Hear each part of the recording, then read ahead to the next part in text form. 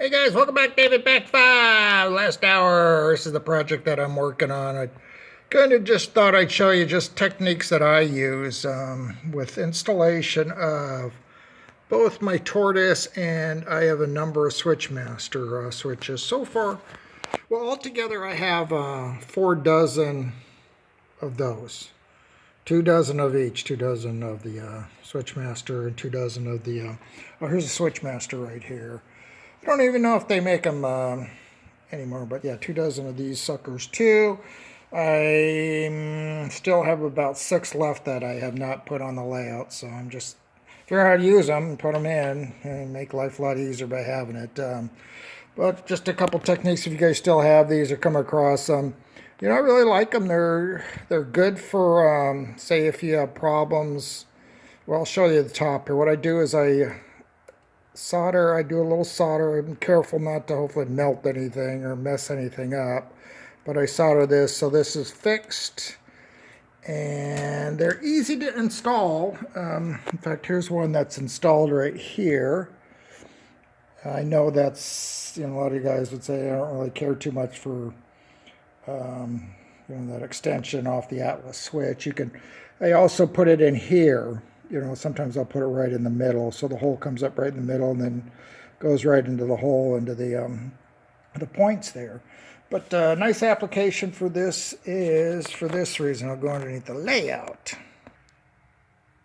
So here I am underneath the layout, under that switch I was just showing you.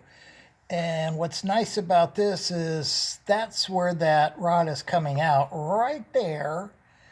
And obviously it'd be a problem putting a Tortoise in there because I could not do that. Here's the other part of the crossover. And this one I am using a Tortoise. And of course the nice thing, it's got the extra contacts for my signals eventually. So easy thing is like with the Tortoise, you have to drill a good size hole. I'm not sure what size hole that is, but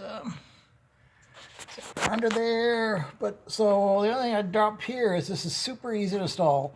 Whatever steel wire you're using, I use a fairly heavy one. I'm not sure you know how large that is, but I just pop it out, drill a hole the same size as that, a little larger than this steel rod. It's easy to bend. I just bend it and work off of this. So I have a very long, or a fairly long, I should say, extension right there, and I'll show you its capabilities, what it can do as far as throwing that switch up top. So the cool thing, and you'll see this, is look how nice and smooth that goes over, just like the real ones. And I'll throw it back again here, but it's really cool. Pretty neat, huh? Okay, let me show you. I'll show you the difference here with the Tortoise. Okay, looking at the Tortoise. Yeah, it kind of goes over pretty quick. It's not as smooth as the Switchmaster. So sometimes it's kind of neat to use that the Switchmaster one in its application.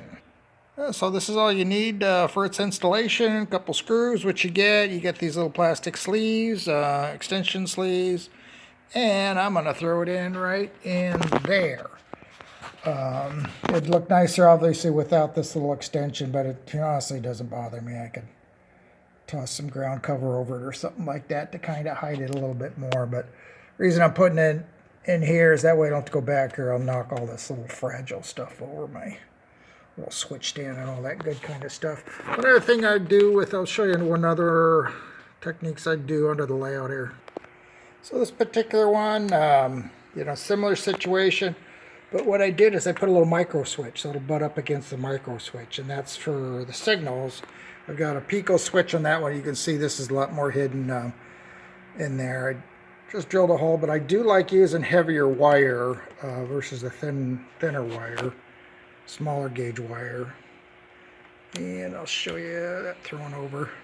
Goes over nice and smooth.